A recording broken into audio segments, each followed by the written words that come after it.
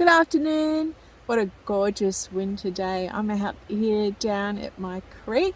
This area here is really heavily affected by the bushfires, and when the ground is quite disturbed, the exciting thing about it is that a lot of herbs actually come up from that disturbed soil. So in our particular case, what's come up here is been mullein or mullein, depending on how you want to call it. This is it here. It's an amazing ally. This guy is incredible for the respiratory system. It's been used for so many years. Long time, old remedy. So this one is all about respiratory, so it's great for coughs, it's great for breaking up the phlegm inside your lungs as well. You can make it into a tincture, you can make it into a tea, and you can also make it into a fresh herbal infusion.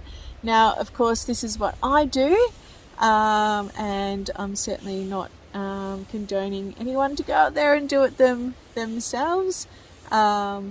Do some research and talk to a professional, of course, to make sure that it won't hurt you in any way, or any medicine that you're taking as well. Remember, knowledge is power.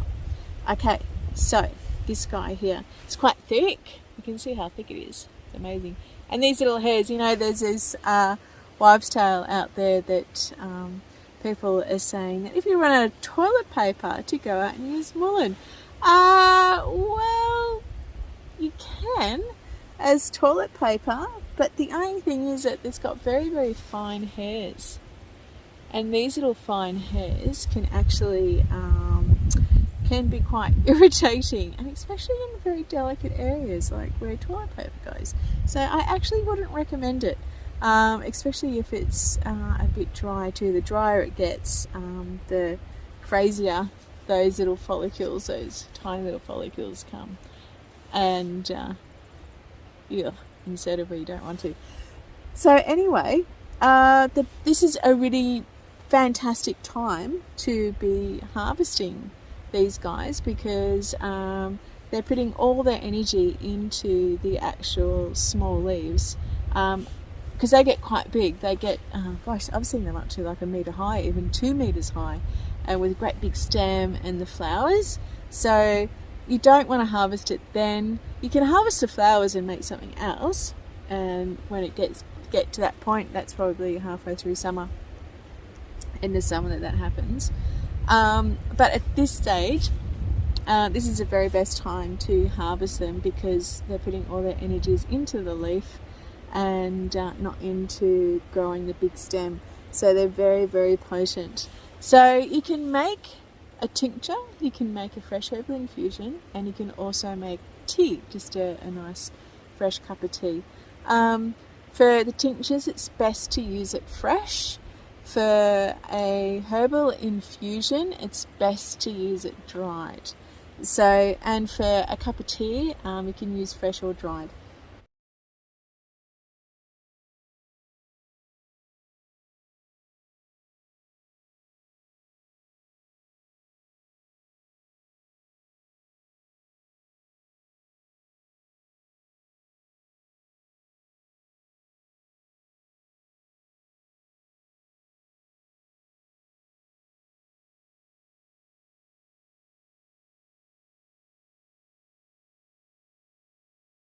I'm out here in the front of my lab, and so I'm going to dry some of these leaves for the fresh herbal infusion, because it's best, mullein is best done in a fresh herbal infusion with the dried leaves. So there's 2 ways you can dry. You can do outside, air dry, or you can do like in a humidifier, where you get a bucket with a lid on it, and you put a little, like a hydrator, a dehydrator in there later on.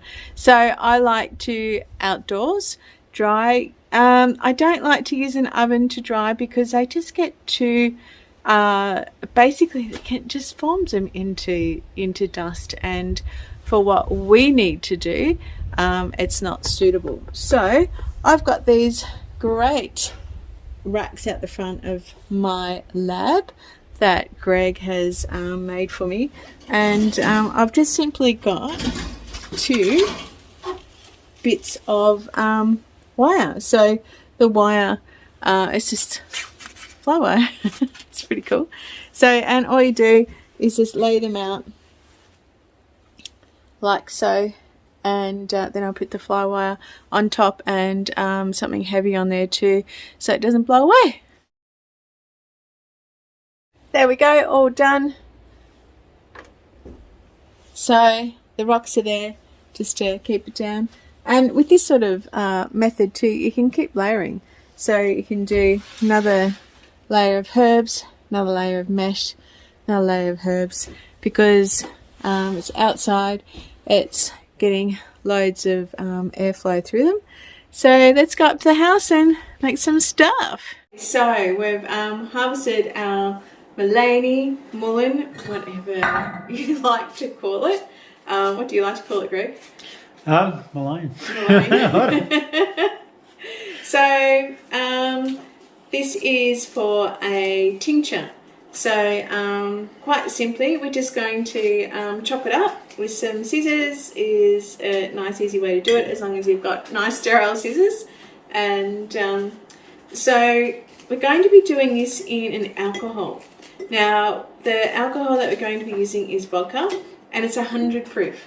So what 100 proof actually means is that it's 50% water and 50% alcohol, and that's so you can consume it without hurting yourself. And we need the water to break down the water soluble components to mullein. So quite simply, you don't want to pulverize it, you don't want to put it through a blitzer, you don't want to make it into a paste. It will just be too strong, and that's when you can start to hurt yourself. So really do make sure that you research your herbs, make sure it's right for you, make sure it's right if you're taking any other sort of medicine. And another way to actually work out if it's also right for you, when you do tinctures, don't put different sorts of herbs into one tincture, because then you won't be able to, you won't know what herb is doing you good or not. Or what you might have a reaction to also. Yeah, or what you might have a reaction to. Now this is a fairly big jar. You certainly don't need to be doing it this big, that's for sure. If you can get yourself a tiny little jar, it doesn't have to be mason either, because we're not putting hot water in here, we're putting cold liquid. So even if you do like a little one like this, because you're only taking drops, you're not taking you're not necking it. It's not like a glass full. So, this is going to last for years, basically. So when you buy your alcohol, your vodka, you can make quite a few tinctures and have, a medicine chest of your own. So again, this is for colds, for coughs, for anything to do with your chest. It breaks down the phlegm, and it really helps to heal those sort of ailments. So you want to pretty much, there's no hard and fast rule here. It's just basically filling it up to the top. I'm compacting it a little bit, but not too much. I'm not like shoving it right in there. Now to make a herbal infusion with water, you got to use the dry herbs, but the thing is, you can that's like a food, because you're just basically pouring boiling hot water in. So that's only going to last a couple of days. Or you can make yourself a cup of tea, which is something for right now, and then your tincture is something that you have in your medicine cabinet for, it could be in the middle of summer that you might need it, because this will take 8 weeks to make. So it's just a good one to have in your cupboard. So there we go. Now, so it's what, 8 weeks before you can consume it? Yeah, 8 weeks before you can consume it. So you just simply pour over the vodka. Now I've taken it out of the bottle. I don't want to do any vodka advertising. I'm not sure if you get in trouble for that. You do any alcohol advertising? No idea. No idea. Better be safe than sorry. Okay, so one thing really, do make sure that you get that liquid all the way up to the top so there's no oxidization. There we go. That's pretty full. So we're going to let that sit. So you cover all the leaves? Yep, all the leaves are covered and it's all the way up to the top. I mean, you can even overflow it a little bit. So we're going to, after 6 weeks, I'm going to strain it. 6 or 8? 8 weeks, right? Well, it's between 6 to 8, but okay. yeah. So 8 weeks. 8 weeks is a good number. We're going to strain it. You can get a muslin cloth. You can really squeeze everything out. You can put a weight on top of it as well to get everything out. And then you just basically take in a few drops at a time to help break up that phlegm. But when it's nice and fresh like this, and if you do have a cold, or if you are a bit chesty, the best way is to make a cup of tea. It's not as strong, of course. And I've got to tell you, she's a bit nasty. She doesn't taste good.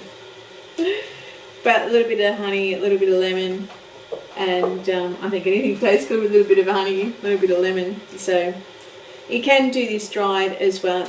It doesn't taste as bad dried. So, and I love these coffee pots to make tea in. The plungers. Plungers, yeah, the coffee plungers.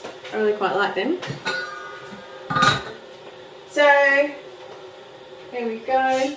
Make sure it's nice boiling water. Filtered, this is filtered rainwater too, which is beautiful. Caught in our stainless steel tank. Now, when I make tinctures for my skincare, I don't use alcohol. I don't use an alcohol base for my tinctures. I use apple cider vinegar, glycerine and water. And those 3 ingredients draw out the components that I need. So this is a very old way to do it, and it does take a little bit of time, but the alcohol is a fantastic preservative, so you're not going to hurt yourself with bacteria. So there you go, that's the tea, that's the tincture.